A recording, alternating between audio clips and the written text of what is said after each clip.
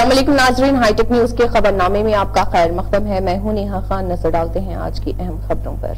Assembly में साबिक वजीर व बीआरएस के रुकन असेंबली हरीश राव ने कहा है कि कांग्रेस पार्टी ने इख्तिदार के एक साल के अंदर 1,27,208 करोड़ रुपए का कर्ज उठाया है और कहा कि अगर कर्ज इसी तरह जारी रहे तो अगले 5 सालों में कर्जा 6,36,040 करोड़ रुपए हो जाएगा।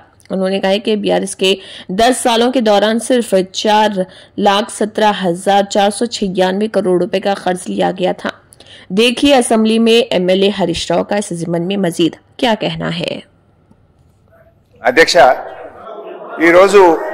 गौरवनीयुलु बट्टी विक्रमार्क गारू गौरवनीयुलु ఉప ముఖ్యమంత్రి బట్టి విక్రమార్క గారు నేను అడిగిన ప్రశ్నకు వారు సమాధానం ఇచ్చారు। రాష్ట్ర ప్రభుత్వం ఎఫ్ఆర్బిఎం కింద తీసుకున్న అప్పులు 51,277 కోట్లని చెప్పారు। ఆఫ్ కోర్స్ ఈ రోజు ఉదయం నేను రిజర్వ్ బ్యాంక్ ఆఫ్ ఇండియాది కూడా రిపోర్ట్ తీసుకున్న పొద్దున్నే నెట్ లో ఈ రోజు కలిపితే ఇంకో 3,000 కోట్లు పెరిగింది। ఆల్రెడీ ఇంతకు ముందే 2003వ తారీఖు 5వ తారీఖు తీసుకున్నారు, ఇవాళతో కలిపితే ఇంకో 1000 పెరిగింది। 55,277 కోట్లు ఎఫ్ఆర్బిఎం కింద తీసుకున్నారు। కార్పొరేషన్ గ్యారంటీల కింద 61,991 కోట్లు తీసుకున్నారు।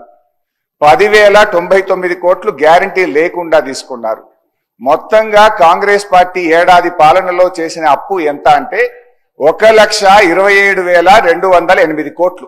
ఒక్క ఏడాదిలో వీళ్ళు చేసిన అప్పు 1,27,208 కోట్లు। 5 ఏళ్లకు మనం లెక్క కడితే ఎంత అవుతుందంటే అధ్యక్ష 6,36,040 కోట్ల రూపాయలు 5 ఏళ్లలో కాంగ్రెస్ ప్రభుత్వం చేయబోయే అప్పుగా దీన్ని బట్టి మనకు స్పష్టంగా కనబడతా ఉంది। ఇకపోతే అధ్యక్ష ఈ మధ్య కాలంలో కాంగ్రెస్ పార్టీ నాయకులు వైట్ పేపర్, కాంగ్రెస్ పార్టీ పెట్టిన వైట్ పేపర్ బుక్ కూడా తెచ్చాను। ఇది వైట్ పేపర్, అదే విధంగా బట్టి విక్రమార్క గారు ఈ సభలో పెట్టిన పేపర్।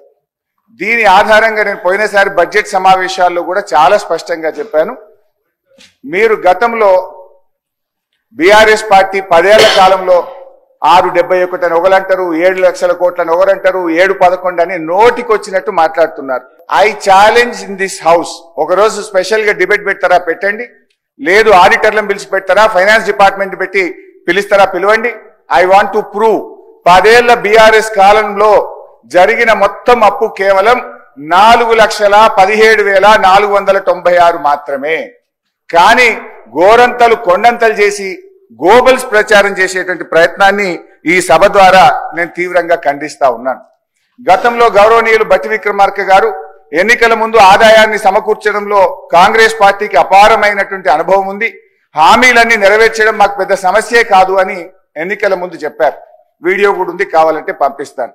ఇప్పుడు అధికారంలోకి వచ్చిన తర్వాత ఏమైంది, ఏడాది అయింది, హామీలు ఎప్పుడు అమలు చేస్తారంటే అప్పుల పేరు చెప్పి తప్పించుకునేటువంటి ప్రయత్నం చేస్తున్నారు। ఒక అబద్ధాన్ని 100 సార్లు చెప్తే నిజమైతే అనే విధంగా గోబల్స్ ప్రచారం చేస్తా ఉన్నారు।